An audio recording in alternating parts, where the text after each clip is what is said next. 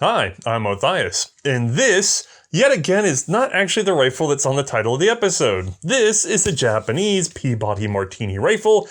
Presumably, you could kind of call it a Type 13, and I'll explain all that over the course of this episode, but just trust me for a moment, and let's go over to the light box. Still 49 inches long and exactly the same weight as before because this is once again a Mark I style of Martini-Henry, albeit made by Peabody in the US. This particular rifle is chambered for the 11mm Turkish cartridge.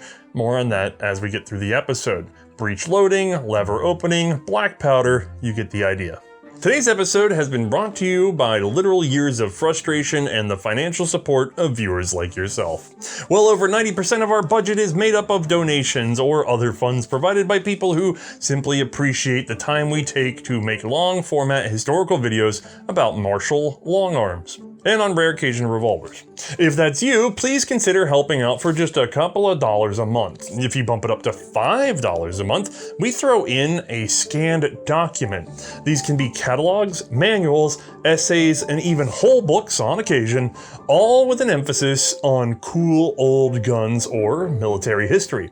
Honestly, by the time you're watching this, fingers crossed mind you, we should have some really cool stuff coming that I'm planning to scan for the patrons. Well, actually, I may do it. More on that when it arrives. A significant portion of this episode was also provided for by Ballistol. We've been using this product for years to lubricate and protect our own firearms, but we've said that a dozen times now. So for today's little advertisement, let me read to you from their publicly available MSDS sheet about how incredibly safe Ballistol is for living things, of which I am one. In experiments with rats and rabbits, the animal's entire intestinal tract and stomachs were filled with Ballistol. The animals showed signs of uneasiness. After the Ballistol had been evacuated from their bodies, as provided for by nature, the animals without exception appeared to be in excellent condition and showed no adverse prolonged side effects. I can never unremember reading that, and now you can't unremember it either. In all seriousness though, this is an extremely safe product to have out if you have pets or children. Apparently, if you fill them all the way up with it, you just wait for nature to take its course while they feel uneasy. I wouldn't recommend trying that at all, but hey, non-toxic. All right, last episode we covered the history of the Mark I rifle, but because those are incredibly rare, we actually used this rifle as a stand-in. An Ottoman Peabody-Martini known as the Type A pattern, which other than chambering was identical to the British Mark I second pattern rifle. However, keen-eyed viewers might note that the gun May actually fired was this one. This is another Peabody, chambered for the same Ottoman cartridge with the same trigger group, blah, blah, blah. But one little key difference between these two guns is right in the axis pin. This gun is using the upgraded third pattern split pin, whereas this used the original bronze. Either would have been found on one of the two types of latter Mark I rifles. However, a late Mark I Pattern 3 would not have had the split pin and still retain the safety. How this firearm came to be, along with examples of both of the true Ottoman rifles, will be revealed in mere moments. But first, let's just do a quick recap. Previously, we covered the development of the Peabody rifle. Instead of going into badgering detail today, I'll simply remind you of the following. Henry Peabody had developed a tipping block breech loading black powder rifle, and attempted to sell it, especially as a carbine, to the US government during the Civil War. This was a bit of a failure, but it did see outside sales. Particular to our story, it was trialed and saw limited adoption in Switzerland, where it was soon modified by Friedrich Martini. From our last episode, Martini's adjustments made the gun self-cocking and striker-fired. Martini's modification would be trialed in various countries, but finally adopted in Britain, where it was paired with the unique rifling of Alexander Henry. This, of course, was polygonal rifling, meant for the best possible long-range accuracy and lowest possible black powder fouling.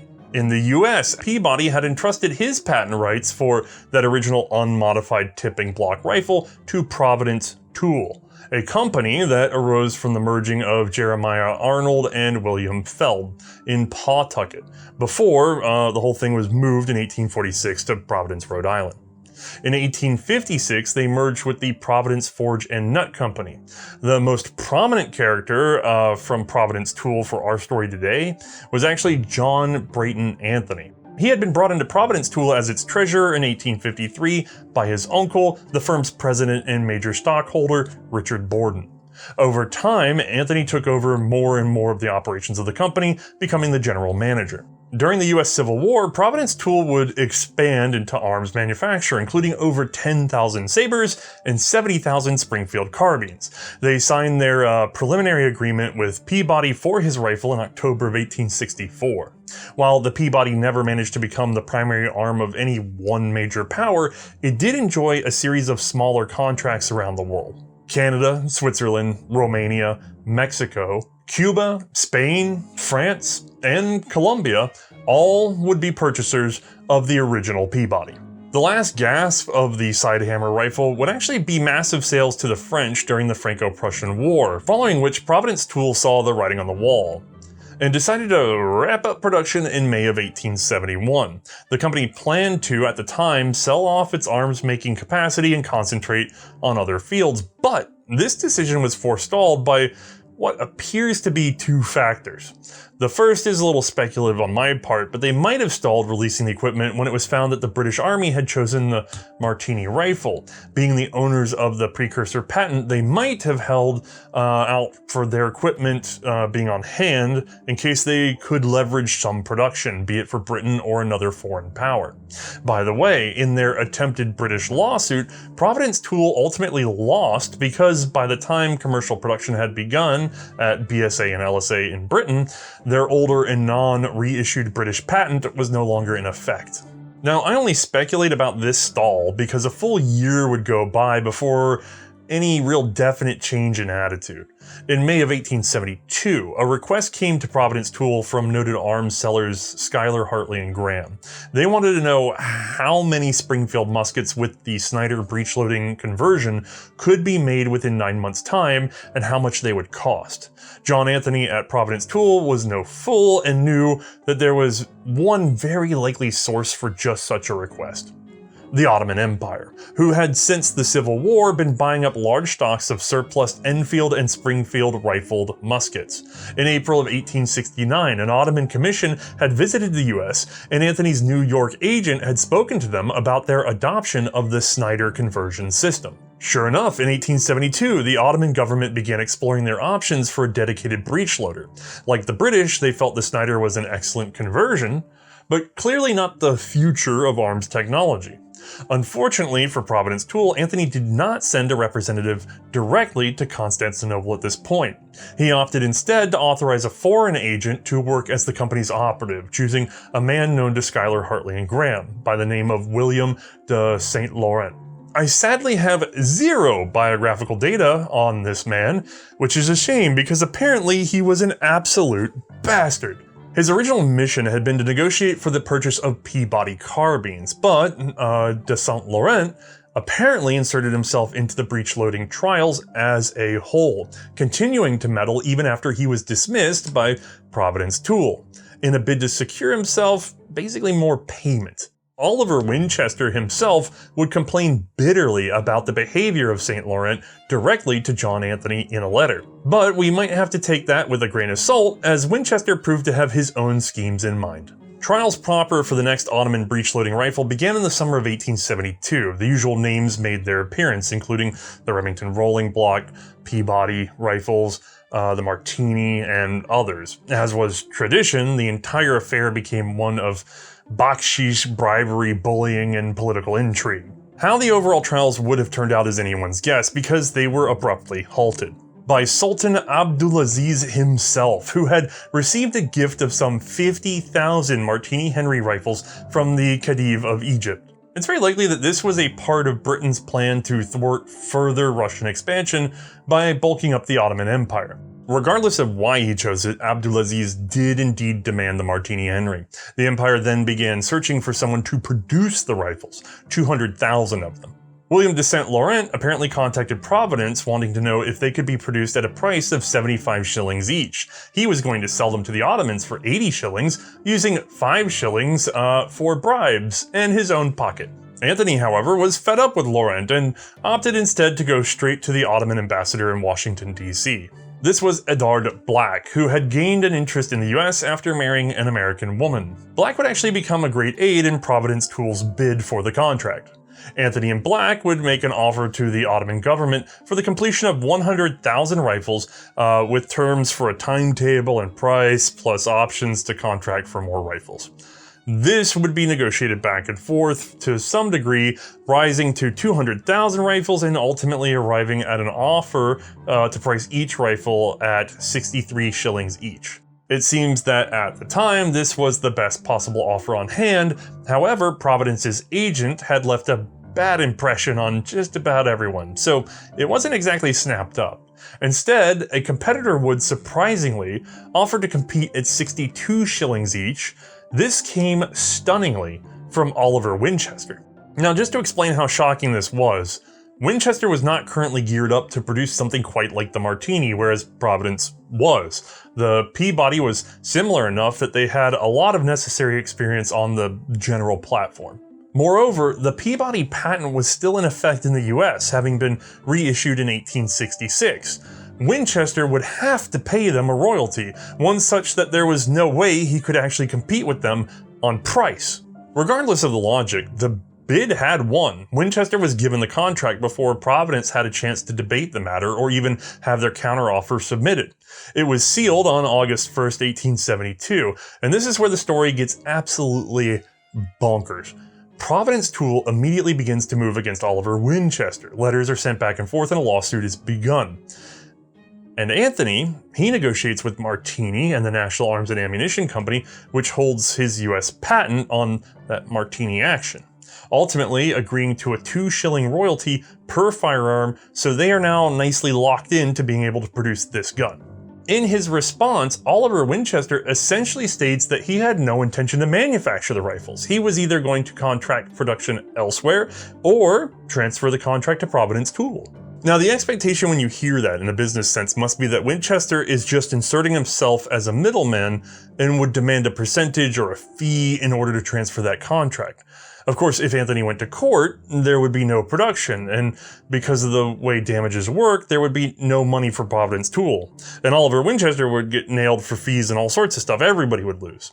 All Anthony could do is ruin Winchester's contract at his own expense. Winchester, in turn, couldn't make a profit if he dared to fulfill the contract, and like I said, he'd be punished if he didn't. This was a weird standoff. Or was it? Surprisingly, Winchester would seemingly blink, agreeing to transfer the contract to Providence Tool, even going so far as to smooth things over with the Ottoman government, who hadn't trusted Providence Tool over their agent. He demanded absolutely no fee. If this seems magnanimous, do not worry, because it was not. You see, Oliver Winchester had already been selling the Ottomans his lever-action repeaters in .44 Henry rimfire. Despite shipping over 50,000 of these darlings over the years with the Ottomans, he at this point had not been fully repaid just yet. So good old Ollie used the contract to beat the government over the head and get his money. They were eager to update their long arms, and time was of the essence. So if they wanted to transfer the contract, and for it to happen quickly, they needed to pay Winchester what they owed him. Winchester also found a way to make money selling them ammunition, specifically his own adaptation of the British .450 cartridge. The primary difference was the use of a solid drawn brass case, superior but more expensive than the boxer system that we saw last time. I am, however, unsure how or why the dimensions were changed slightly from the British, making this a unique chambering. Winchester would position himself as the primary supplier of this ammunition, at least at first. Now, the Providence Tool rifle contract was, by the way, for 200,000 rifles chambered for the 11mm Ottoman cartridge in an exact duplication of the British rifle, which by this point had become the second pattern Mark I. These were priced at 63 shillings a pop. Delivery was to begin within 6 months of 3 pattern rifles and 2 cartridges being submitted to Providence Tool. who was also to post a surety bond for $186,000 with the Ottoman legation in Washington. The Ottoman government was meant to deposit the full cost of the contract with the Imperial Ottoman Bank in London. Although I've actually also seen this recorded as taking out a loan for the value of the contract payable to Providence Tool, which was then staked against deliveries of arms. Providence Tool now had to secure funds for their expansion to fulfill the contract. There was also some debate in the board of directors about banking everything once again on the arms trade, so they forced a mirror project to enter into the production of sewing machines. This other endeavor put further strain on the company's finances, but everything would be fine because the Ottomans were about to pay a lot of money into the business. As a matter of fact, Providence Tool would employ the services of Azarian Effendi Pierre Affi of Constantinople to act as their agents to the Ottoman government. These reliable men managed to secure even more contracts before a single rifle was even under production, or I guess finished really. In March, 300,000 more rifles, and in August, 100,000 more. These additional orders reduced the cost to 60 shillings per rifle and bayonet. That's a total now of 600,000 rifles, a massive windfall, and the largest ever small arms contract to a foreign power in the US to that date. Providence Tool was to become one of the largest arms producers in the world for a little while, and for just one firearm. As a reminder, further scaling up would be necessary because again, there was an emphasis on time. Providence Tool would have to increase their surety bond and secure what would become 6 acres of factory floor space, climbing to 1,800 employees at its peak. And what were they gonna make? Well, this gun right here, actually. We saw it last time, but let's take just a little bit closer look this time and see what makes it Ottoman. Honestly, we've seen this rifle in detail on our previous episode, so I'm not going to go too crazy. Instead, I want to just share what makes it, Ottoman in appearance, and also a Peabody to boot. So, if we're looking at the right side, we're going to see, it's going to be hard to see on the screen, but I'll go ahead and snap a photo. We'll see what's known as the, I'm not sure if it's pronounced Tufra, but it's a cipher of the Sultan. In this case, it's a little hard to make out, and these things are a little stylized from the original. I've compared it to some coins, and to be frank with you, I'm struggling to identify exactly which one this is, because it looks like it could be Abdulaziz, the one that originally ordered these, or it could be actually his replacement, Murad V, whose reign was extremely short. I hesitate to pick which one because, as we'll see in a moment, this actually changes slightly. Below the Tufra, we're going to go with Tufra for now, we're going to see that we have some Turkish numbers. This is the serial number. You can actually translate this with the help of some images online, just one at a time. Those same numbers actually show up on the rear sight, marking out our graduations on the leaf itself, and not that we need to show it in detail, but there's actually some here, 1, 2, 3, 400. So, if you want to know if yours is a Peabody though, just take a look at the left side. And actually, I should say Providence Tool. I mean, it's Peabody's patent, but Providence Tool's the manufacturer.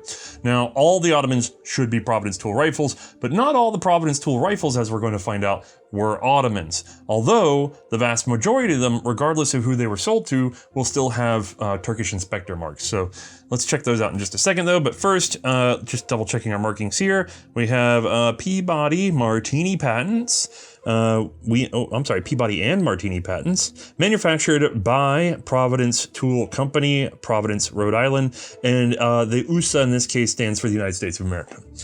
Now, about those inspector marks, because they are located generally right in here on the barrel and the receiver, and then in all sorts of little places like the trigger guard and the lever and things like that. But they seem almost more modern to our eye because these are going to be a crescent with a star, very familiar to some. If we flip this guy up, we'll see further inspection marks on the wood, trigger guard on that lever, like I said, wood again, and then you may even have some initials and inspector marks, again, on various places in the stock. I'm unsure of who's who on all of these markings. Now, internally, this is the same as the British rifle, which we covered last time by using this rifle. Oh boy. And technically, we already shot one just like this And we're not even to that part of the story yet anyway, so I guess let's just keep on digging for a moment. Despite the massive investments and rapid growth of Peabody Tool, they had no hope of meeting the production schedule set forth by the original Ottoman contract. Thankfully, they wouldn't have to. Don't forget, that last contract rolled in during August of 1873, 8 months after the first one was signed, and yet, the sample rifles were not even in hand at that time. They wouldn't arrive until January of 1874, which is when that 6 months to the first deliveries timer actually began. Even so, Providence was very eager to start getting paid and had already done a lot of machine setup and getting their capital in place. So the first 1,000 were out the door in February and delivered in March. This delay in production from the Ottomans, mind you, also saved Peabody a big headache because Alexander Henry came knocking as they had used his polygonal rifling method at the Ottomans' request.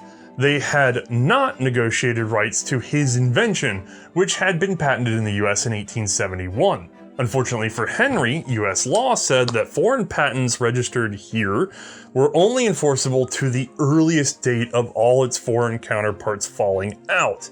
In his lawsuit against Providence Tool, the court held that Henry's British patent of 1860, which expired in 1870, although he did receive an extension in Britain, the court noted this was essentially a royal favor in Britain, unlike the logical US that does it over anyway.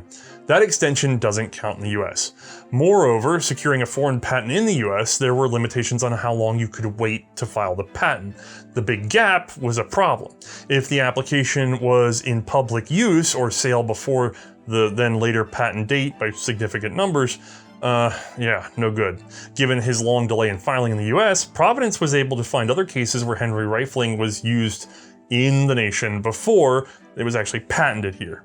Long story short, Providence wasn't going to be paying poor old Henry. Okay, production is now underway in the US, a massive rifle contract for the Ottomans. The first shipment arrives and there are immediate problems. Turns out the British samples had some slight variation in construction from one another, which means Providence chose one and apparently not the right one? This created another dispute and negotiation, which was ultimately solved by recruiting some help from the Springfield Armory, which assigned then Lieutenant Henry Metcalf to decide on the dimensions, train the Ottoman inspectors, and get things back on track over the course of about 3 months.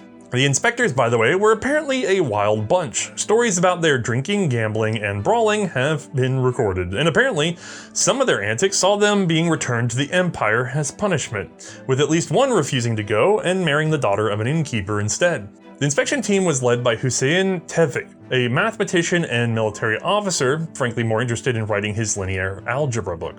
By this time, Providence Tool was amazingly overextended and desperate to get things underway so that they could get paid. All of this delay meant a renegotiation of the contracts.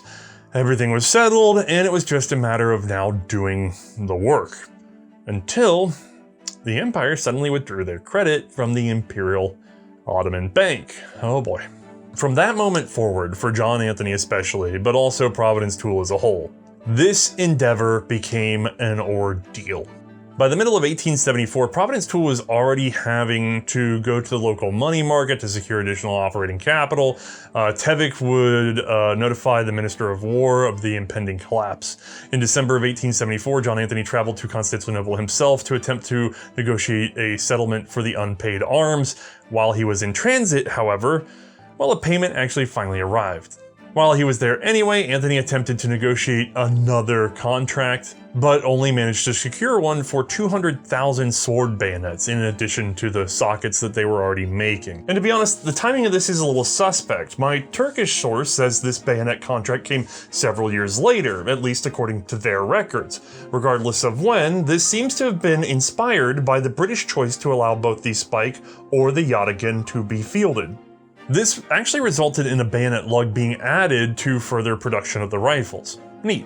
While he was in Constantinople, Anthony was also awarded the Order of Osmani, second class, for his efforts in rearming the empire, which, in my view, sounds a lot cheaper than paying your bills. Returning home, he got back to work and things were fairly quiet for several months. In April of 1875, another order came in for 5,000 additional rifles and bayonets, this time paid for by the Sultan's mother. Starting in the middle of 1875, however, things got bad again. The 200,000 rifles of the first contract were finished by November, but the government payments were deep in arrears. Providence Tool was stacking debt and fees on that debt yet again. Anthony withheld 59,000 rifles from delivery, all while still starting the second contract anyway. In December, the company's creditors put a lien on its assets. Things were actually fairly dire. In early 1876, however, Anthony managed to secure a loan from Drexel Morgan & Company of New York, which kept the factory running and the rifles pumping out. In return, though, he had to provide 50,000 rifles as collateral. The Ottoman government would come up with the arrears, but of course missed their next payment in February. Agent Cesarian Effendi Per Efi stepped up and helped negotiate yet another payment schedule, which the Ottomans broke within a matter of weeks. Now Providence Tool withheld 46,666 rifles against the Ottomans, plus 50,000 pledged to Drexel, which the bank threatened to sell in July, prompting a restructuring of the loan, which had Anthony turn over another 20,000 rifles. That's now 116,666 rifles held as securities. That's a decent army's worth. In November of 1876, after yet another failed payment, Providence Tool shut down its armory. At this point, 369,200 rifles had been produced. It's worth mentioning, by this time the Ottoman-administered Balkans had gone from turmoil and protest to outright war, most notably the Russian-backed Serbian-Ottoman wars, which at the time were of mixed successes and losses for both sides. These conflicts were also a major source for the aforementioned Ottoman insolvency.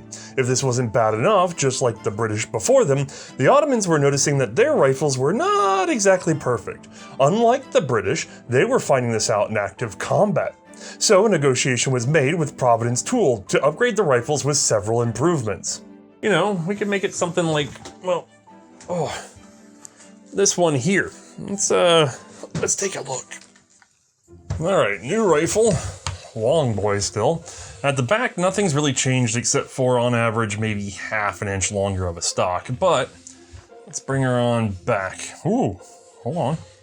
Hey, we're missing our manual safety. That's poof, gone. And if you're eagle-eyed, you might notice the other big change. That would be, right here, the split pin.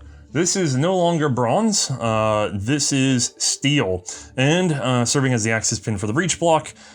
The bronze guy with the lock screw, which was set on the other side and is now gone, that bronze pin was working itself loose. So, much easier to replace it with a spring steel pin.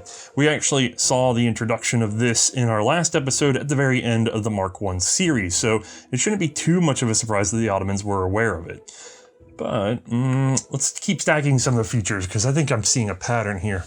If we go all the way to the front of the gun, we will find the other big change is the cleaning rod. In this case, it's actually been changed somewhat. Let me get a little closer so you can see how this works. The diameter has been reduced so that it can fit down the bore. The head has been recessed. See that finger disappearing in there? Sorry, it's kind of a hard angle for the camera to get the front of this, but there's a dish in there now. That means that if you happen to go to run this rod down the breech and the firing pin is already extended because the gun is decocked, you won't chip off your firing pin with the rod. We've got a different taper, of course. And then over here, the way this is notched into the forestock is entirely different. This little cut goes almost all the way around, but if we rotate the rod, you'll see in one spot, it's not cut. If we turn this guy and put some leverage on it and line that up with the little nibbin on our cap, well, the rod's no longer retained and we can simply pull it free with a lot less effort than you had to on the previous rod. So this is a lot faster to use and a lot easier to stow back away. As a matter of fact, if you don't want to rotate it to store it, you can actually just slap it in there with it rotated in the right position to begin with. I'm just happening to do this because that's where it's at. Inside the gun, where we can't see it, and we won't for this episode, is the fact that the trigger rest has been removed. The trigger is operating directly on the tumbler. And we can even see the improved trigger group here because this section right here, this little cowling and this protection on the side, it's actually new. Let me go get the other gun and we'll compare. Here we can see on the Type A trigger, yep, we can see the whole trigger up to the front of the gun. And on the B trigger, no, there's a cowling. It's protecting it from getting more gunk in there. Now, as far as actually being Peabody and Ottoman, on the left side, the Peabody markings are unchanged, although in this gun's case, they've mostly been polished off. The Turkish inspector marks are largely the same as well. If I flip it back over, this particular rifle does have, again, a Turkish serial number, and then what would have been the Ottoman Sultan's crest here. This one is extremely faint, but looking at it very closely, and I'm not sure how well it'll show in the photo there, it does appear to be different from the previous Type A, at least in the two examples I have here. These are rare rifles. Unfortunately, they're both fairly similar to each other, which makes me think that they might be the Tufras for, well, frankly, Abdulaziz on the Type A is possible. And since they're so similar, I suspect this second one would be Murad V, although it doesn't make a lot of sense because he did not last very long. And frankly, the Type B should have come after him, but I'm not sure when the dies were shifted or when these transitions happen on the gun. I haven't looked at enough of them to be sure whether or not his replacement shows up in any of these ciphers, because that would be Abdulhamid II, who we've actually seen his mark on a number of arms in our series so far, and this just doesn't quite look like it, although I'm not terribly literate in these symbols. Overall, these improvements make the rifle cheaper to produce while also making it tougher, better served, and less likely to have problems, which is exactly why the British developed this system, not the Ottomans. I know we haven't covered it yet, but trust me, it's coming soon. The Mark II Martini-Henry was a simplification and slight improvement of the previous Mark I. It was adopted in April of 1877, but here, the Ottomans are asking for the same changes in February. Someone was sharing advanced data. And honestly, the only difference is that the Ottomans kept, well, this checkered butt plate. Or at least this one did. Now, changing the tooling up was going to cost Providence even more money, but the unit cost of the rifle would drop, so the matter was negotiated to keep the same unit price overall in the contract. In early 1877, the Ottoman government managed to once again catch up on its payments, allowing Providence Tool to release some 70,000 more rifles from storage. This catch-up was likely due to the outbreak of the Russo-Turkish War, which began with the Russian declaration of war on April 24th, 1877. Oh boy, well, with the bills paid, production could now resume, this time on the Type B pattern. I won't go too far into detail on this one, as we'll see all those changes in the Mark II episode soon to come, which will also explain why these guns were actually made, not just to save money with Providence Tool. Alright, production is running again, now on a new model. How long will that last? Well, not that long, let's be honest. In October of 1877, Tevik was ordered to load arms and munitions, unpaid mind you, aboard the steamer Middleton. Both Winchester and Providence Tool procured injunctions to hold the ship in port until they were paid. At the same time, the Ottoman Navy apparently managed to accidentally sink 2 other ships run by Middleton, who now claimed the cargo as an indemnity. The Ottomans managed to duck this little issue because they hadn't even paid for the guns that were on the boat, so they were still property of Providence Tool and Winchester and therefore could not be held against the Ottoman Empire. You guys, you can't. The worst part about this is it worked. The ship sailed. Okay, back to production, or lack thereof, because by January of 1878, they had frozen the assembly lines again. Apparently, at some point, Providence even had to loan money to Tevik to pay the inspectors their salaries, because those were supposed to be paid by the Ottoman Empire and they forgot. Fun fact, Tevik used this as an opportunity. Up until this point, the majority of inspectors on the line were actually US citizens, backed up and watched by a team from the Empire. Tevik trusted his own men more and replaced the lost US inspectors with additional men from the homeland. Once again, 16,000 rifles were held back, but by May, the government had managed another round of funding, apparently by using a mix of, oh boy, okay, fees paid by citizens to avoid conscription and selling of assets from people dead on the battlefield. Amazing. By this point, however, they had already lost the Russo-Turkish War. We'll talk more about that in a moment.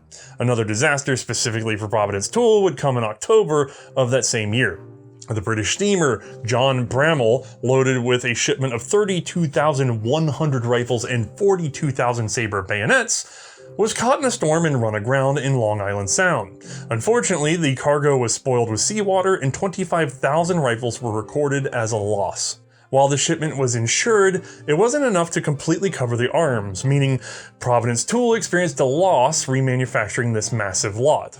Once again, in November of 1878, there would be a production halt. This time, the new Ottoman Minister of War, Osman Nuri Pasha, would go on to get things rolling again. Fun fact, this was the man in charge of the Ottoman defense at Plevna.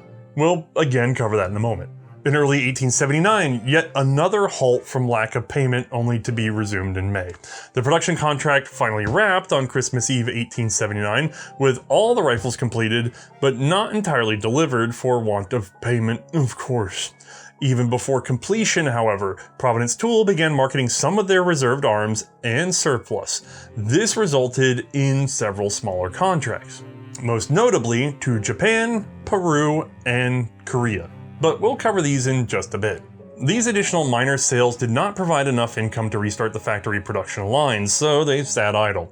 Patent protection for the Martini had ended in 1879, so there wasn't a lot of leverage there anymore either. No new designs had been licensed by the company, and the financial crisis of 1882 further drained any hope of recovery. Ultimately, Providence Tool chose to liquidate that year, the entire company. But that's not really the end of the story. Apparently, 48,600 rifles, 41,900 saber bayonets, and 35,100 socket bayonets were still being held against debts, specifically all the fees, interests, and other losses stacked up because of failures to pay over the years. The Ottoman ambassador would sue for these items in October of 1882, but that was tossed out, and it appears the matter was ultimately settled for an unknown amount of currency, and they were all shipped out December of that same year. The last of the Peabody Martinis, and likely at a discounted rate to boot.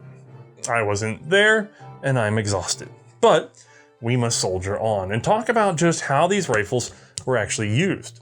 Well, primarily they were fielded in the Russo-Turkish War, at least the Type A's were, where the Ottoman Empire fought against a coalition of Balkan countries led by the Russian Empire, who not only stoked Balkan nationalism, but also sought to gain access to the Black Sea and recover territories lost in the Crimean War.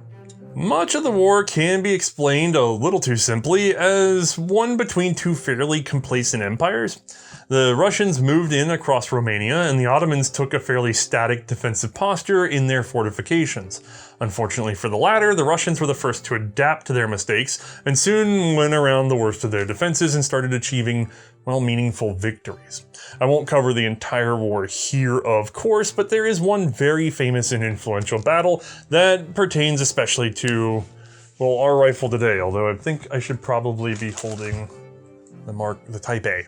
I keep wanting to say Mark 1. This would be, of course, the Siege of Plevna. Also known as Pleven, this was the site of a long defensive battle led by Osman Pasha, who had been returning from Serbia with his forces when he was forced to stop in the fortified city of Pleven, located at an important crossroads. Right in the path of the combined Russian and Romanian forces attempting to bypass the more severe Ottoman Black Sea fortresses. 67,000 defenders against 130,000 attackers. In a nutshell, the siege went on for far too long, and far too many lives from the attackers were lost, at least to people's perception at the time. As we've discussed in our show before, French language texts of the period seem to put an emphasis on the Ottoman use of the Winchester repeating carbine. These, however, were not frontline weapons at all, and were present in very small numbers. From the Ottoman writings, they didn't really play a role in the incredibly deadly defensive line. Instead, it seems the king of that battlefield was the Martini Peabody rifle, which was stacked against a myriad of mixed rifles, the primary three being the Russian Krinka, the Russian Berdan II, and the Romanian Peabody, interestingly also produced by Providence Tool. While the Krinka was present in large numbers, it had a slower moving, shorter ranged cartridge. And to be fair, the Ottoman forces used a similarly limited rifle in the form of their Snider conversions. But these were, thankfully, not overrepresented in the battle. The Romanian Peabody used a shorter cased cartridge and tangent rear sights graduated to 10, presumably 1,000 yards or some regional equivalent, I'm not entirely sure. The Berdan II, well, we covered that one before on our show. In that episode, we pointed out despite having an excellent long-range cartridge, the Russians had chosen to only sight their rifle up to 1500 arshin, which is roughly 1000 meters. The Ottoman rifles, however, were sighted to 1300 yards. The Berdan cartridge could match that, but the rifle wasn't configured for it. That's actually why Berdans would later receive elongated rear sights, which awkwardly overhang the receiver. The quote often offered here is from an NCO in the Vladimir Regiment, some 1800 meters away from the Ottoman position in Pleven, lamenting their being issued Krinker rifles. We had not been long in the vineyard when the Turks began to fire at us. Many of our men were wounded before the order was given to advance. Men fell on all sides, in the front ranks and in the rear sections alike. When at last we moved forward, the bullets fell upon us like hail. Moreover, Russian strategy had begun as frankly recklessly procedural. They had grouped their men tightly, focused too much on direct attack, and seemed to fixate on closing into bayonet fighting range, pitted against embedded defenders with plenty of ammunition and clearly designated rangings of their surrounding landscape. They had little hope of making any gains without insane losses. Repeated assaults would bring casualties for the Russians and Romanians up to 50,000, whereas the Ottomans suffered an estimated 15,000, with an unknown number of those coming from an attempted breakout after 145 days of siege. In a bid to explain the losses, it seems too much emphasis was put on the fact that the Ottomans had some repeaters. For their part, these were only really issued to otherwise unarmed or poorly armed men, artillery engineers and officers, and mostly during the breakout. They were a close-range last resort thing, and not part of the overall tactics of proper sectors of fire, massed volley, and organized fire on, well, too dense of massed attackers. The real hero is a combination of good riflemen, good rifles, and frankly a robust impromptu supply line that the Russians were a little too slow to cut off. Oh, and the Krinka was kinda crappy. It's no wonder that the Ottomans wanted to make sure that every possible rifle was delivered to them. Outside of the Russo-Turkish War itself, the Peabody-Martini would be wielded in a series of Balkan revolutions from 1876 through 1878, included in theory being wielded against the Austrian forces as they moved into Bosnia and Herzegovina. That's a bit harder to prove out though, as this was a smaller force likely using older arms when they were attacked. Before any of the conflicts of the 1890s, however, the Peabody would be replaced. This time by a Mauser repeating rifle, the model 1887, which again we've actually covered before. Still, the good old Peabody would soldier on in second and then third line duty all the way through 1900 and frankly into the Great War. They even received an update to smokeless powder, small bore. But that's a topic for another time. Alright, setting aside the core contracts for the Ottoman Empire, there were some additional sales. Ads were released to the commercial market, and rifles were marketed in chambering such as the 45 Turkish cartridge, 450 Martini, which I believe they called 45 British, 4570, and even 5070. One of the strangest sales was actually a single lot purchased through Schuyler, Hartley, and Graham's Broadway store of 373 rifles in 5070. The buyer was not recorded and we're unsure where they went. All that said, the civilian market wasn't a strong one for this rifle, and instead we're really going to have to turn to the three countries that I mentioned earlier. Well, actually, only two of them spent money for sure. We're curious about the third. Let's start with Peru though, who in April 1879 had declared war on Chile due to their occupation of the Bolivian port of Antofagasta.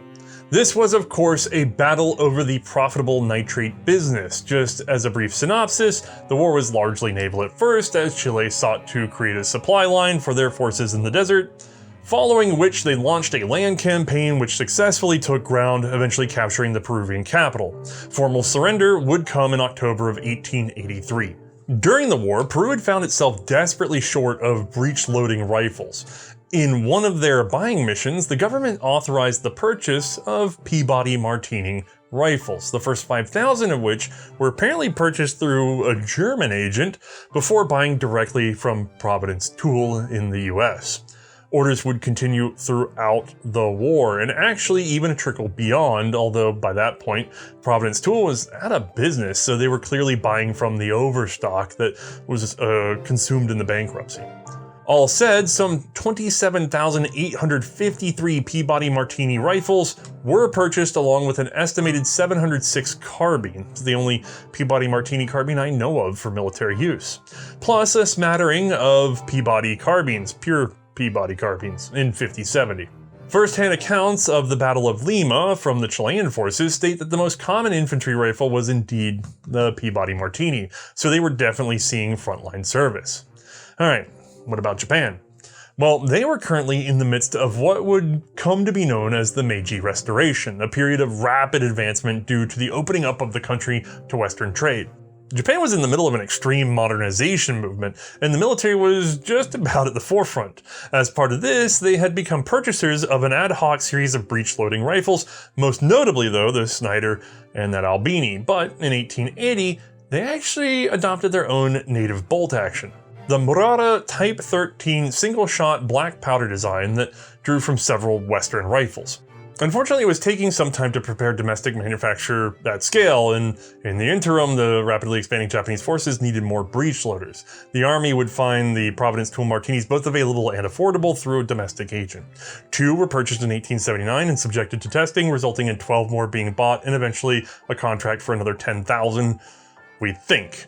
This is based off of a book actually about Peabody tool and the Peabody rifle by Edward Hull. I highly recommend this volume, but in it, he references a Japanese 1929 Tokyo Arsenal brochure, which puts the number of Peabody rifles at 10,000. However, shipping records show 13,000 were sent with matching socket bayonets. These rifles arriving in 1880 are marked Meiji 13 for the 13th year of the Meiji Imperial calendar.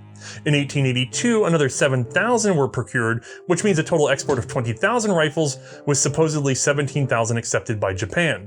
The other 3,000, well, there's a theory there, more in a moment. Second contract Japanese Martinis were marked Meiji 15, though I don't think they differentiated between the Type A or B rifles in either of these years. Both should be present, though, in Japanese hands.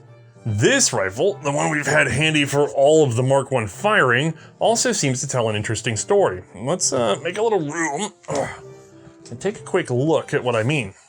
Well, you guys won't believe that I have yet another Martini rifle in this Martini rifle series, but this one's different from the others in little tiny ways that matter to people who have brains like mine. Alright, so if you're looking at the side, nothing really going on here. If we're looking at the other side, hey, there's something familiar. Our Peabody and Martini patents manufactured by Providence Tool Company, Providence, Rhode Island, USA. That's our favorite mark for this episode, at least. This is obviously a Providence gun. The inspector marks that would have been Turkish are gone. Instead, we have, looks like a little 6-point star and some sort of weird shape up on the barrel here. It has been inspected. There's wood cartouche marks that are different from before, a different set of stylized initials here, like we would have seen on the Ottoman contracts, but someone else's initials. As a matter of fact, since I have such a low sample number, I don't know that these initials don't turn up on some of the Ottoman guns. But it doesn't look like this particular gun got to be seen by the Ottoman inspectors. However, there are Japanese guns that turn up that are Ottoman marks, so don't be confused. As a matter of fact, they have been reported with the Tufra right here. This particular one only seems to have what is clearly a Turkish mark right up under here, and I know I'm probably out of focus, but right there, that guy is a Turkish mark, and that's about the only one I've been able to spot for sure on here. Otherwise, they seem to have been replaced by little W's for the most part. Now, in terms of actually being Japanese marked, well, you can find those in 2 places. They're probably a little hard to see, so I'll probably pop a photo, but we have the first half of the word Meiji. We have 10, 3, 13. We have gun. And then I've seen it said that this is a divider line and then an inspector mark. However, I've also seen a claim that I can't really disagree with, which is the fact that this could also just be the character for 1. As a matter of fact, it seems more likely. And then below that is the first of 2 characters that are used in the word modification. So this might actually be Meiji 13th year gun modification 1.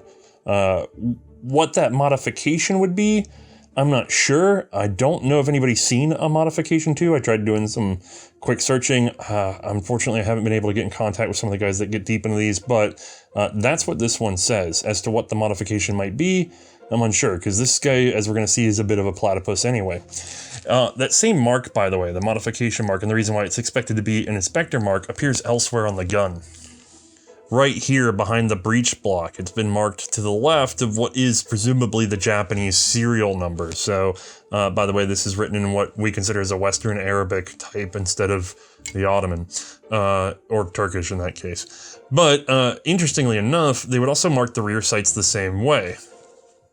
In this case, it's painfully clear that they've just stamped them over the original Turkish markings. I mean, they're still under there, and it's a bit messy to read. This was not a precision job by any means. I'd be a little insulted if I were the Japanese. On the side of this guy, you'll see the, oh, there we go, Turkish is still there. If we flip it over though, they've gone ahead and marked the opposite side, not overstamping for the Japanese. What's more unusual about this gun is the fact that it has the manual safety and the steel split pin. In British service, this wouldn't be a thing. These were dropped before this was introduced. In Ottoman service, these would not coexist either. They were dropped and changed at the same time, either Type A or Type B. This is something kind of in between. Unfortunately, I do not, by the way, have the cleaning rod for this, so I'm not even sure what would have originally come on this particular platypus of a rifle. This gun seems to suggest that Providence may have used the Japanese sales as a way of consuming some leftover parts, mixing Type A and B when necessary. It's also worth noting the Japanese soon found that they preferred the split axis pin as well, as they would create their own modification, a sort of split pin with an added plug to fill in that old lock screw slot. The Japanese Martinis would be carried briefly by the army, but with the Murata appearing, they would be surplus soon to the Navy. These would have been in naval hands by the time of the Russo-Japanese War, however, I doubt they were fielded that late. In 1906, most were put up for sale, mostly to schools for paramilitary training. And finally, about those 3,000 extras that managed to land in Asia. Well, it's suspected that they went to Korea. In January of 1883, the Japanese government obtained a concession from the Hermit Kingdom of Korea to allow a commercial trade center to be established in the port of Nisan. The Japanese government gave the king 425 Peabody-Martini rifles and 50,000 cartridges. It's unknown whether or not he had any before that date, but in 1885, a US naval attaché in Seoul reported that the Korean army, which was really just 4 Palace Guard battalions, were armed with Peabody-Martini rifles, 3,000 of them by his account. Strange how that's the same number, unaccounted for in the Japanese disparity. But no tangible proof, mind you. All in all, it appears that the total production for Providence Tool includes 369,200 Type A rifles for the Ottomans, 261,537 Type B rifles for the same. This number includes the 25,000 lost rifles twice because it assumes that they were not recovered and refurbished. We're unsure on that one. And approximately 44,843 mixed lots of Type A, B, and something in between were sold to Japan, Korea, and Peru, for a grand total of over 675,000 rifles, give or take. And all of that said, it seems that these dang things are rarely encountered in the collector's market. It seems that wherever they went, they experienced extreme attrition. Hardy rifles for long, hard service lives in some of the harshest environments on the planet. Sand, salt water, and all the while belching black powder. Amazing. And now impossible to find. Well, we got them here, so let's just go ahead and wrap this story up a bit. Our man Tevik would actually rise to the post of ambassador to the United States. Oliver Winchester didn't even get to see the end of Providence Tool, as he passed away in 1880, missing out on the truly amazing rise of his own company as well. Sultan Abdulaziz, who ordered the rifles to be purchased in the first place, was actually deposed by his ministers in 1876. This was for having wasted funds on palaces and the Ottoman Navy, and you get the idea. He committed suicide shortly after. John Anthony, well, he actually, during this contract, became the president of Providence Tool, and when the company went under, he went on to the Rhode Island Tool Company before becoming treasurer and then vice president of the Household Sewing Company. He would then later take a job as treasurer of the Cranston Print Works until his death in 1904. And I'm sure all of that had to be less stressful than Providence Tool and the Ottoman Empire. Alright, with all of this in the bag and 3 of these weird rifles on hand, let's get May's opinion on shooting you know what? I'm going to limit this specifically to the Mark 1s because we still haven't heard anything from her about what it's like to shoot the original, manual safety, wacky trigger system British rifle. All right, once more, we've made room for May. Hello. And I have a smattering of martinis at the moment. None of which are actually British. Although by the time you're watching this, you're through the Ottoman episode. Mm-hmm. So, oh boy. Yeah, they actually made it, and then they continued on. They watched part 2. Before we dig into this, just as a quick aside, this has been the longest episode in production in C&Rsenal history. Well, the previous one was, right? This is the second. Yeah, I guess you're right. It's 2 episodes. I keep forgetting. Man, it's such a mess. It is 2 episodes that are 1 episode, but it's so massive we had to break it up. Mm-hmm. And then it's been in production for 4 years now, almost? Yeah. Because we start it in 2019? I don't remember. We started before the big kerfuffle. And that limited travel because we always intended to have Rob from BritishMuzzleLoaders, who was our guest star and cameo. Yeah, he came in. I'm sorry, it just felt weird it felt weird to do a Martini episode without the man, right? Right, yeah, I agree. If you guys want to know more about British history, check out Rob's channel. Yeah, definitely. BritishMuzzleLoaders is a great channel. Especially for, Victorian era. Yeah. Anyway, Rob aside, who we love. Even without Rob and everything else, the amount of material we had to process, the number of books you had to go through, and the thickness on those books. There's a lot of information out there on the martinis. Yeah, it's kind of redundant. Each author's trying to get everything in, and they're lovely books, but then I have to double process everything. Mm-hmm. So we get it all together. I'm sending emails trying to double check the Japanese stories and stuff like that.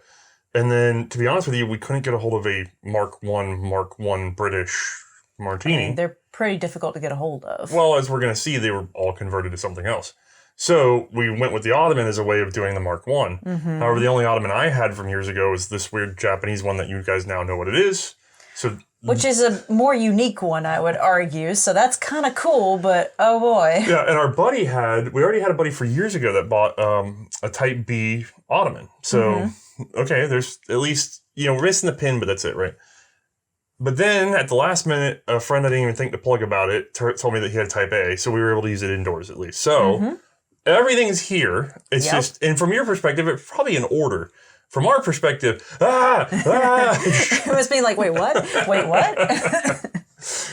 There's just been so many okay, but we could tweak it, but we could tweak it, but we could tweak it, and just so many iterations. But the Martini's finally here. And it's going to be here for a while because we have a number of models to cover.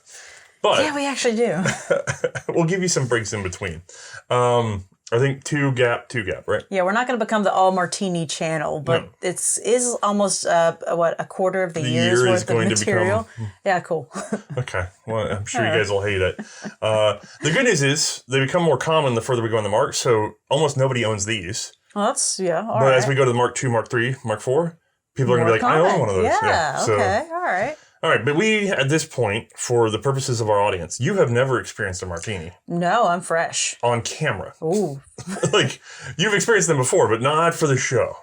So let's do kind of a ground up, because I think we take for granted how popular of a rifle this is. Can you give us an understanding of the ergonomics, just square one? Okay. Well, so to me, if I'm just thinking purely on its own, it feels long, okay, and it is pretty dense. However, I do want to take note. We've handled a lot of single shot rifles for this series. Okay, yeah, we still have some of them behind me. You know, the Mauser 1871. Peabody's right behind you. Actually, that one's a good comparison. Yeah, this is probably the best one to compare it to because this is the precursor. Yeah, we've been holding on to it for this reason. We kind of noticed it as we were getting through them, and you can't quite see it. I don't think I can even show it on the camera. I can do this right here. It's actually significantly. Wait, I'm caught on the hook. It's shorter than a lot of the single shots, and I'm gonna have to show the main camera because it's not showing up in that other one. But it's actually significantly shorter than a lot of the single shots that we've handled for this series. Yeah, most of this era, in terms of early breech loader, single feed, one at a time. Right. You're coming from this old muzzle loading era in which the rifle is also a pike, right? Yep. So for cavalry advancement, that kind of thing to stop that. Right. So you want to have a big old bayonet on here. You want to be able to set it into the ground, push it out on the line, and also hitting the audio equipment too. Also, while we're talking about the line, you're also firing in a line, so you want it to be out past the guy in front of you, such that you're not hitting him with discharge. So the Martini coming in at its length of, what is it? 49 even. Yeah. That's actually It's fairly actually on the short side. Yeah, no. That's about 2 inches shorter than the average. And then for things like the Vetterli that we've seen before. Well, weren't you saying in the episode, if I remember correctly, that they did have it longer originally, but they decided to cut off a few inches? Yeah, all the trials, well, not all the trials, but the original trials were done at 51 because that's just what they expected. Okay. When we get around to going even further back in time and doing the Snyder, that's what we're going to see. We're going to see this long rifle, right? Okay. Or a carbine. Those are your options. Sure. In this case, this is kind of first stage of Britain going to a standardized short rifle. Okay. And then we'll see later on that they go, short. Hey, it counted as short then. Right. This is a no, you're not wrong. This is naval length, you know what I mean? So it's convenient to be on the ship. Oh, man. so much tighter corner turns there. But it is an improvement that it is that much shorter. Now, it does actually feel quite dense, though. I will say that. That being said... What's the weight comparison between these two?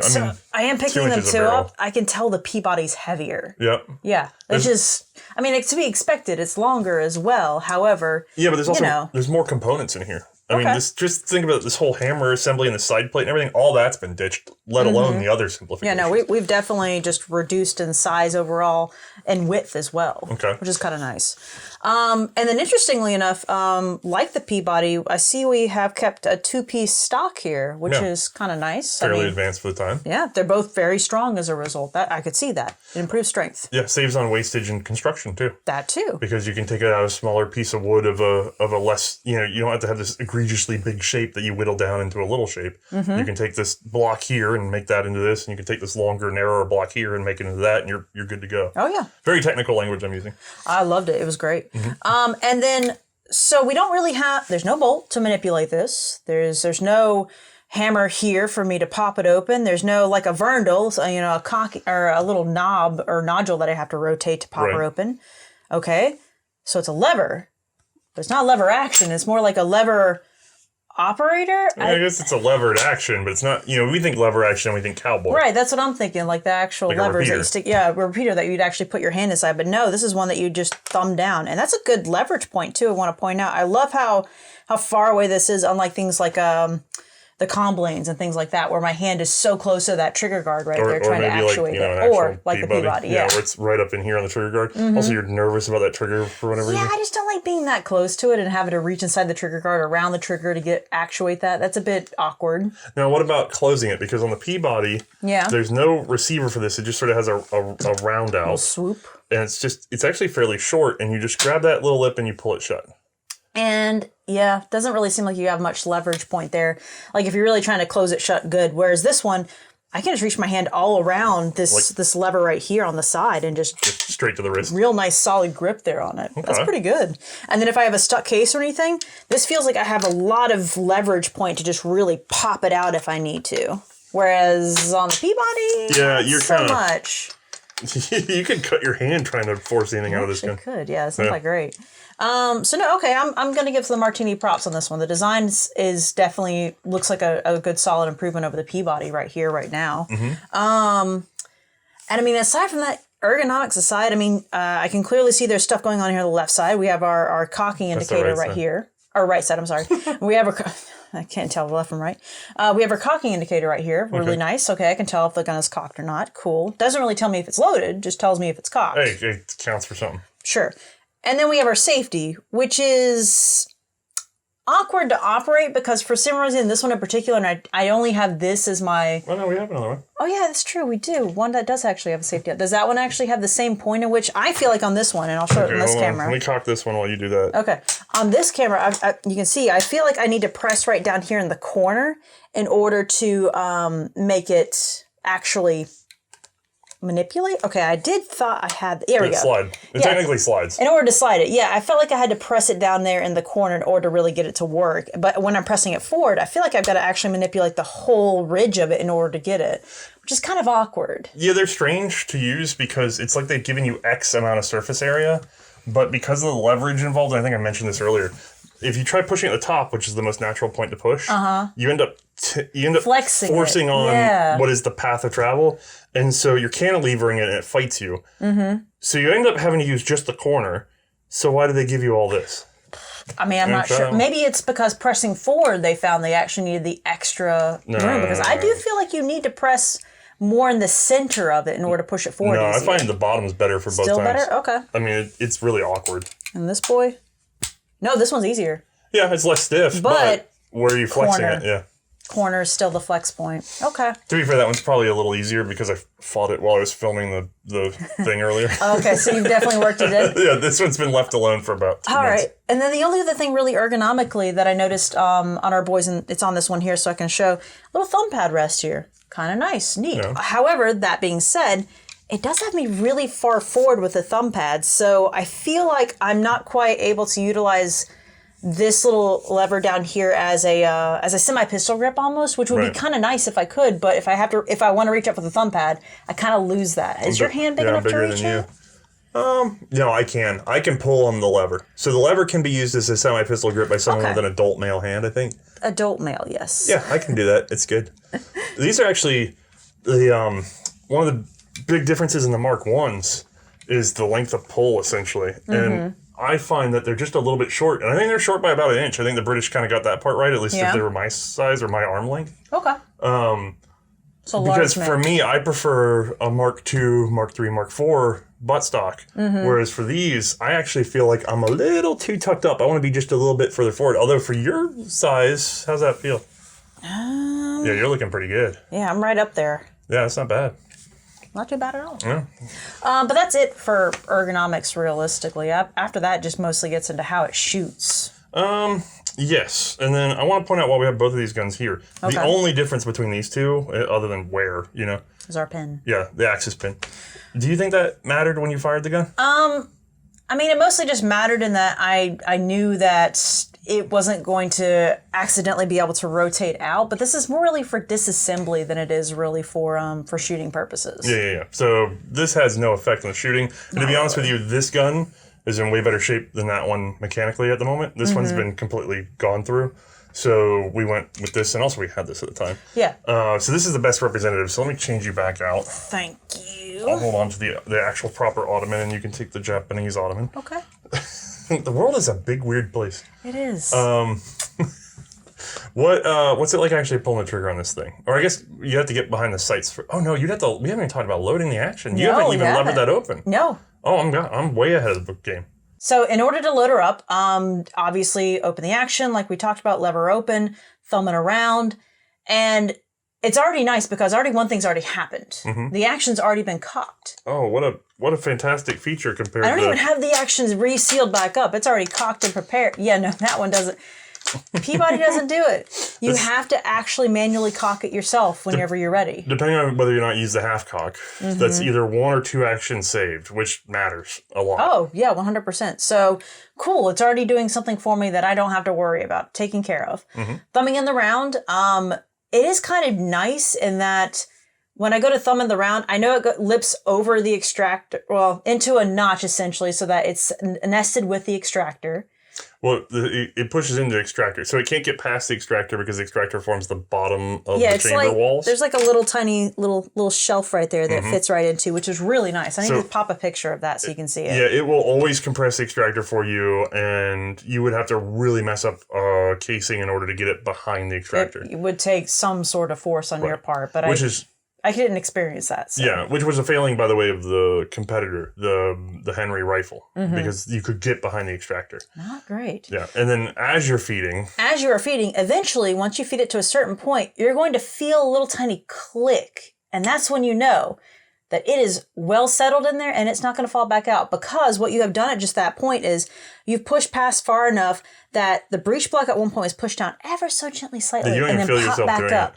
And that it pops up maybe like a millimeter behind the case, behind the base of the case, so that it doesn't want to fall back out, which is nice. It captures it essentially. I wish we had a dummy right now, but you can shove that thing in there and just start shaking, and it's not coming back out unless you hit the lever. Yeah, if you hit the lever, granted, you could just pop it right back out again if you wanted, and it'll do the job. And then sealing her back up. At that point, it's just looking down those sad, weak sights. Yeah.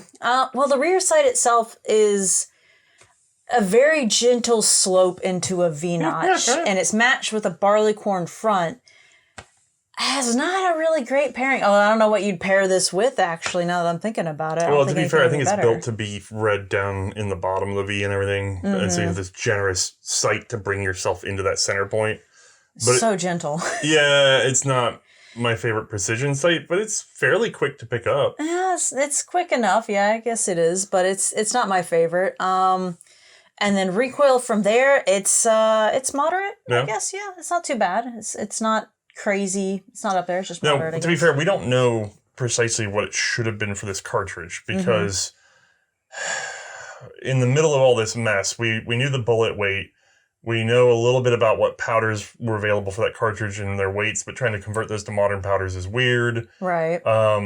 And we really didn't get a hard read on the muzzle velocity as much as we wanted to because a lot of that was measured not at the muzzle. It was measured 30 yards down the range or anyway. Yeah. We kind of did a hybridization of our best data for this cartridge and what we knew about the 450 Martini cartridge in order to get something that worked out well for this rifle. So I can't even say it could have been more aggressive and we don't know. Yeah. But take it with a grain of salt. The gun itself, in terms of its ergonomics, did it help you with the recoil?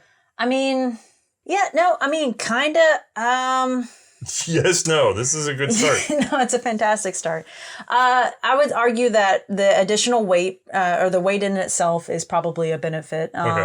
If it was a little more muzzle heavy, like if they'd originally kept those 2 inches ahead, than what they previously had, that would have been a little bit better for some of the recoil mitigation. Maybe, it's hard to say, but yeah. It would have made it a little more muzzle heavy. And then what about, we'll put it to your shoulder for a second. Let's see what we got.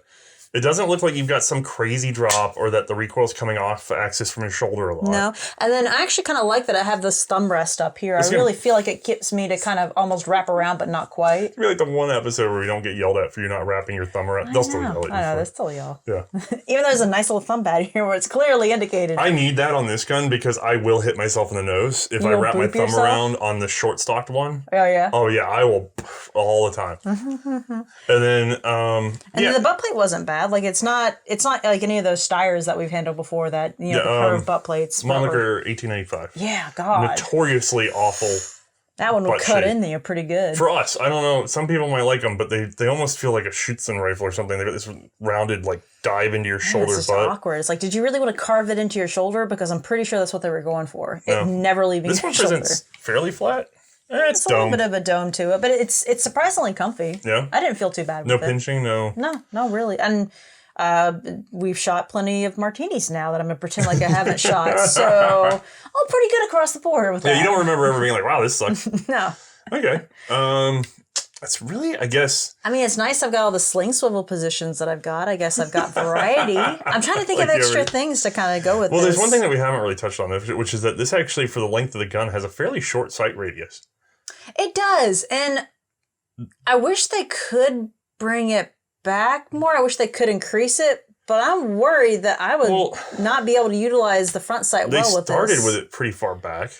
How far back was it? Like all the way back I'm not here? sure. You're going through the notes. They started with some guns that had them further back. Okay. And one of the complaints was that because they were so far apart, it was hard to get both into focus. That's what I was literally thinking. It was just now because it was so hard as it was where it's currently paired that it just didn't feel great. But when they moved it forward enough to be both in focus, then they apparently found that there was a problem with it on the march. Like it was running into either uniform or shoulder. I can't recall. And so they had to move a little bit more. Oh, and so snap. It got bumped twice. I bet it was all the way back here, and then they bumped it and then bumped it. I don't know. But that's stupid. So you have it's probably enough sight radius for what it's doing. Yeah. But it is kind of interesting because even within the sight, they've run the blade all the way to the front. So the V-notch is at the front of the ladder. Oh, yeah, not even at the rear of the ladder. So, okay. Well. Yeah. So you're really kind of a lot closer than you think. I mean, that is... Yeah, basically it starts here. This is where the rear sight is that you start looking down. I'm looking and it's probably not that much longer than the sight radius for like a short magazine Lee Enfield. Oh, yeah? It's just... Cool. Weird to think about. Definitely more length, though. I'm struggling now because the Martini is such a standard rifle. It really is. Or not standard, but it's sort of set the mold for what you'd think of as a tipping block breech loader. Mm-hmm. And it does everything so well that what are you going to complain about, at least when you're outside tooling around on the range? I will say the one thing we didn't really talk about was the trigger. Did we not? No, we didn't even actually really cover that, which is such a critical. Beautiful, wonderful thing on this guy. That single stage. Okay, so. Hold on, now you might be giving it away, though, because that's the big change between this and the Mark II, which, again, we'll get into it. And we mentioned it in this episode, too, that the trigger is the big difference. Oh, yeah. I was not anticipating the trigger on this guy. I mean, you kind of explained that, it's a single stage, so I had some anticipation for what to expect. However, that being said, it was very beautiful. It was a very short take up, and then I can't feel when the break is happening because it's so imperceivable. I don't even know when it's falling. I don't even know when it's falling off that cliff. Like, I can't even tell. Is there even a take? Hardly. Let me see. It's not really. It's more just. Oh no! It is right there. Yeah. Yeah. Wow. See? That is gorgeous. I forgot about that. Yeah. There's tension, and you just start touching it, and then it just gives. There's no shelf. There's no wall. There's no creep. There's nothing. No. And you just basically find the point in which you just put enough pressure on it, and then it just goes. Right. Which is, and that's what I meant in my brain. That's what I mean by take up, but that's not actually what take up is. But that's the best phrase I guess I could think of. It's just you're just slowly increasing poundage, and all of a sudden it touches off. It goes. If you look at the animation, you can see how this works. There's a they call it tumbler rest, and it's rounded on the backside. Okay. And it's engaging a sort of notch that's over exaggerated on the tumbler. Sort of notch. It's hard to explain, because it's coming in this 2 point of contact, and it rolls over until it's clear enough that this can just drop, right? And because it's like a smooth surface up against that until it clears, there is no hang. There's no. There's no flip. Right. There's no sudden change. There's no edge to edge. There's no vertice to vertice, and so it just rolls off. And that kind of feel like it is just a nice crisp roll, which is hard to describe. It's like the Remington 700 trigger of its day. Unfortunately, it's the Remington 700 trigger of its day. If you guys know what that means, you'll kind of know what's going to happen in the Mark II episode. Turns out a little bit bad in certain circumstances. But it's fine. As a target trigger, you didn't need that horse anyway. Yeah. That officer. Oh God, you might. We have things to say. Do not miss the Mark II episode when it comes around. Yeah. But I agree. The defining feature of the Mark I is not actually just the safety, because people see the safety and it stands out. That Mark I for them. But the real feature is that trigger. Didn't you when you went up to the Victorian shoot up in the Northeast, the boys were talking about that? Yeah, I actually went. Rob and I got together. Oh, good Lord, it's been a year or so. I don't know what time is. So sure, yeah, let's go with that. But I think we recommended a book in this episode by Neil Aspinshaw. Neil Aspinshaw was present. And then Ian Skennerton was present. And both of these are big writers on these guns. They have the biggest books on these things the most detail. It's most of what these episodes are built out of on their efforts. I'm not sure if Skennerton's books are in publication right now or not, but everybody reaches for them first. And then I know Neil's is available, so if you want to grab his, it has a lot of these details too. But it's funny because I didn't actually bring these Ottoman guns. I brought one that's coming in another episode, and that these saw some conversion work. But being built off of a core Ottoman, it had the Mark I trigger. And it was very funny because while we were there, the guys were talking about, I would be showing it to people, we'd be talking. And so next thing you know, I'd turn to one of them and they'd go, oh, what's that? Because it's a different model that they don't normally see because they're British guys and it's an Ottoman rifle. Right. And so they would notice the cocking indicator was cocked. And for them, they liked slacking their guns. And they were saying, oh, yeah. But so you can just put your thumb on the breech block and you can just pull this trigger and you can ease the breech block and you can decock the gun very nicely without hurting it, right? Right. Which I was aware of, but they were being courteous. I'm not about to just be like, I already knew that. That's why be rude. Yeah. But the reason is they were telling me because they saw the indicator was back because literally I'm going around showing people things, especially there was something weird with the extractor I was showing people. You'll all see this in a future episode. Mm-hmm. The funny thing, though, is those guys who are way into these would go, yeah, what you got to do is, and they'd do this, and they'd make a face. And they go, that's a Mark I trigger. Like, they would just no. I mean, both of them would just go, yeah, and then that's a Mark I trigger. Like, they just yell it because it stands out that much to somebody that handles these martinis. And if they've handled a lot of the Mark IIs, can you imagine just going from the Mark II to the Mark I? That has to be such a crystal clear. We don't know anything about the Mark IIs. It might be great. I'm sorry. Maybe. Those might be amazing too. But it's different. It's definitely different. Enough that those guys were like, wait a second. They immediately knew it was in the gun. Very happy that day. Yeah. So it does stand out. I would find that to be the defining feature of this gun. It caused some problems though. Mm-hmm. I'm so sorry, guys. There's so many episodes we have to cover, and I'm trying not to like bury the lead on everything. Yeah, don't do it. And it all bleeds together so badly. Which is why there's going to be like almost 6 episodes on these. Yeah, but imagine being me and trying to make up your mind. Am I covering the Type B Ottoman in the Mark II episode, or am I merging it with the Ottoman? It's a mess. Which is why we're not going to. We have the Type B here, right? The second pattern of Ottoman. It's a clone of what's going to be the British Mark II. It shoots like the British Mark II. We didn't even film this one because we had British Mark II on hand with 450 ammo. Mm-hmm. So I can't even give you an opinion on this one compared to that one yet. I don't even know what that is. Yeah, because we're going to get that when we talk about the Mark II. Oh, God. You guys just have a little sympathy for me trying to figure out how to write this. Yeah. Overall, how much fun is this gun by comparison to some of the others in the breech loading era? It definitely was an entertaining gun to handle that day because for me, it wasn't like my typical lever action that I'd handled before. And it was a wonderful feeling single shot. It had a nice little throaty sound to it when I fired it. Can you think of an episode where we did a black powder single shot that you just didn't have fun with the gun? You know, it's interesting. It's weird to say, but no, I don't think there's been a single black powder single shot that I haven't enjoyed. Yeah, they're very clicky-clacky. I guess the Mauser 1871 was kind of... Not ideal? Yeah, because it just felt like a bolt action. It wasn't really that exciting. It didn't feel different like these guys I want to talk about that in a second. Hold on, we'll come back to that. Okay. But, did you have a bad time with any of our black powder single shots?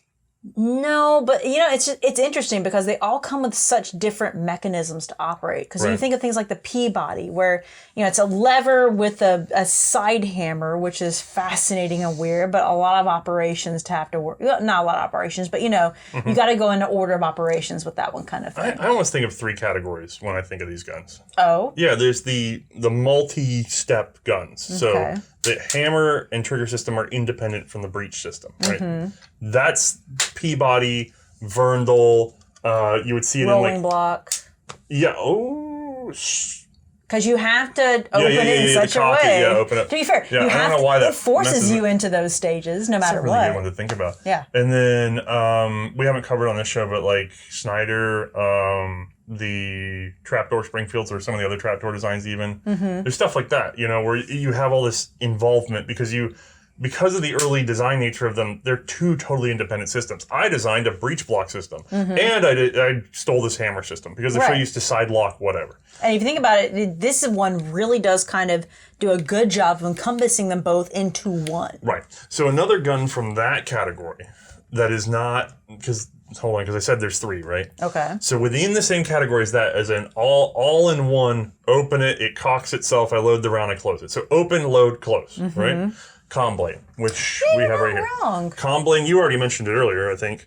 Comblane is open, load, close. That's all it is. It's cocked. It's ready to go. Yeah. I still think that's a little smoother. Well, not smoother. It's the ergos. You know, it's the short tail and having to use the trigger guard. As much as I love the Comblane, I think there's some mechanical advantages here. And there is some comfort there with that one because I remember us talking about the Comblane and how it kind of feels nice to roll with this one when you go to cock it open. It does feel good. You know what I'm telling you in a fight? This is more confidence inspiring, being able to really get on that. Oh, yeah, 100%. Yeah. And honestly... And then also being able to close by going here and just being in your grip. You're not exposing a lot of the action of the gun with that one. Meanwhile, with the Comblane, that's a lot that just popped out of there, isn't it? Yeah, I always wonder what the Comblane would have done in, like, really hard service. I know it saw some use in the desert and stuff in South America. I wonder what... I really like to see some reports back from the field on that. I don't know, yeah. Okay, so the Comblane's the other one in this category. I'm sorry, we're a little bit sidetracked. But then there's what technically is the same category in that... Well, actually, Shaspo would be in the face of this. There's the bolt actions. So most of the bolt actions, disregarding something like Shaspo, you just open the gun up, so it's self-cocking, either on the open or close. Sure. And you load it. So open, throw one in, close. Mm-hmm. Those are usually typically not having to feed into the barrel. So those are more like you can drop it into a tray usually. Right. So there's possibly more expediency with that one. So I guess number one, we asked the question, which is more fun. Okay. Is a Mauser 71 more fun than this? No, actually, I don't think it is personally, because it kind of feels more run of the mill, but also on top of that, there's something satisfying about feeding it in and feeling that positive click against the click. breech. It's the click. It is so important. Those things are just kind of the ones that stick with you as you're falling asleep at night and you're just wanting to feel comfortable. You're just wanting to have that moment of just comfort. You know, you think about, if I won $1 million, what would I do with it in life? Oh, I really enjoyed that click on the. That's what you do. You Martini-Henry. $1 million. You'd enjoy the click again. No, I mean, you're just trying to think of nice, warming things. Yeah, it's just a stray thought. I'm trying to think like the stray thought as you're falling asleep at night. Oh, that really was such a positive click. Amazing. But combat-wise, the Mauser 71 would be better. That's my problem with these. All of the breech loaders that require you to set in the chamber, like May said. Yeah, you're losing some expediency there. Well, how do I put this? It's a fine manipulation problem when it could be a gross manipulation problem. Slap that round, bolt it in. Mm-hmm. And there are some disadvantages to the bolt actions, particularly in terms of gas mitigation, safety, the bolt being able to come out. This is a solid breech gun. There's even a massive failure, even under detonation, it's very unlikely to throw anything back at the shooter. Right. So in that regards, it's extremely robust. Mm-hmm. However, just in terms of if I had a system that was guaranteed to work, same cartridge, same everything else, single shot though, me and bolt action are hanging out. Yeah. And then we find out in the long run, like with our Vetterli episode, a lot of the bolt actions can be converted to magazines like that. Right. And this? No, there's not. Really. Ask Owen Jones. He gave it a try. We're not going to get too deep into that, but he gave it a try. Poor man. But yeah, no, that's unfortunate because this is much more fun as a shooter to handle than the Mauser or bolt actions are. Actually, I lied. This can be converted to a magazine. How? Essentially a hopper system, which was tried on this gun eventually in a prototype way. But we have seen one of these run with a hopper from a magazine in our show. Wait, am I thinking of one that I saw on Jonathan's No. We shot it. Okay. We spent many hours with it. And we ran it, I'll give you one more hint, we ran it fully automatic. That did not help whatsoever. I'm not going to lie. Madsen. Really? The Madsen is a tipping block gun, essentially. It's just buck wild. But it's as close as you're going to get to a Martini machine gun. In that it has that breech block. Remember how much of a pain it was to clear that gun because of it? Like, it really was a pain. You'd have to look for the small sliver of brass. I actually find it a little bit more comparable to like a Spencer shotgun, but it's the same idea. It's that tipping breech block with that one carrier position. And so that's as close as I could get to seeing this as a magazine system. Okay. Not great. Just not great. But you love the Madsen. I did. I didn't love having to clear the Madsen. Yeah, it's true too. Also a nightmare. Seemed a lot more complicated. That one finger up top just wanted to flop bolt. down all the time. Rotating bolt's good. All right. Well, I don't want to go too far into like the Martini as a whole because we have a lot of Martinis episodes to go. And unfortunately, they're going to be a little nuanced, but it's a big gun. Everybody loves it. You know us. We'll figure out a way to stretch it. Stretch it? We can provide valuable information. I know, but we stretch it in a good way. We are purveyors of fine firearms to a field of connoisseurs who can appreciate the subtle nuances between all of the little incremental changes. And also, regardless of how small the changes are, there's a whole bunch of British momentum and frankly, a lot of bullshit behind so many of the changes that happen in these guns. And I actually really want to cover it. There's a big story there, and we saw a glimpse of it. We saw a glimpse in the fact that even by the time you get to this one, they've sent them back twice. Right. And by the time you get the third pattern, they're sending them back for a third time, right? And we keep making changes, and then you go, hold on, take these 50,000 in store and rework them. And then it's like, hold on, take these 100,000 in store and rework them. Hold on, take these 150,000 in store and rework them. And every time, it's just cash piling up because of an incremental change. Yep. And you'd think you would have chased it out in the trials process that lasted however long, but No. Nope. So the whole rollout becomes trials. And in a way, all of the Mark 1s, when they were in British service, not Ottoman, were prototypes. I mean, in a way, they practically were because they were treated like that, but there's just a lot of them. So the British system, and we saw this in our Lee Enfield episodes, the British have this quality of like, okay, we're going with this. Wait. We're definitely going with this. Wait. Okay, we're definitely going with this. It's just like, it is wild to watch this massive empire just constantly crank out another 100,000 of something and then go, whoops. We saw it in the U.S. with the Krag, right? We did? We did. The 92 Krag through the 96 essentially, where they just kept changing little things. Yeah, just all the rear sight changes. When it's the U.S., it's this little number. You're talking in the thousands, maybe tens of thousands. You're not talking about like... Oh, no, we want this rear sight. I know we want this rear sight. But what about this rear sight? Well, let's go back to this rear sight. Let's go with that. That part was the good part because at least there's an external part. Right. But no, it's like the Americans kind of had this attitude too, but we're just smaller, so it didn't matter as much. But like, good Lord, British Empire. Anyway, we'll see more of that. Everyone needs a hobby. However, you are not going to see a martini in the next episode. We're going to take a gap. Small gap. Totally different. Then we'll come back to martinis. I think we're going to do Toozy. Toozy? Okay. So, unless something cool happens. Yeah, hold on to your terrible. Britches. All right, y'all. Well, thank you for joining us. Yeah. Thank you, Rob, for guest starring. Thank you. We appreciate it. Thanks, Neil. Good little cameo. Well, Neil Aspinshaw and Ian Skennerton for all their hard work on this topic. Any help from any of the boys, Jonathan or them on this? No, I think I said it in the episode too, but a really good book that people often miss is Edward Hull's book on Peabody. That is, in the back half of that, is full of martini stuff that you guys might not be aware of. So those are 3 good books to be looking for. So if you want some future C&Rsenal information, check that out. Yeah, actually, there's stuff in there we haven't covered yet. Ooh. But anyway, that should be it, right? Yeah, I think so. Okay. Well, we'll show you guys on our next episode. Yeah. Night, everybody.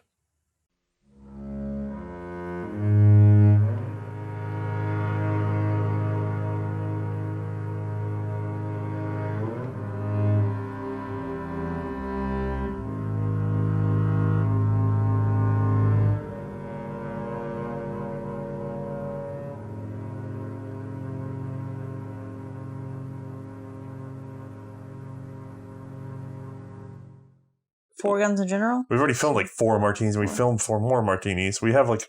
We shot 10 guns, and it filmed on a beautiful day. Oh my God.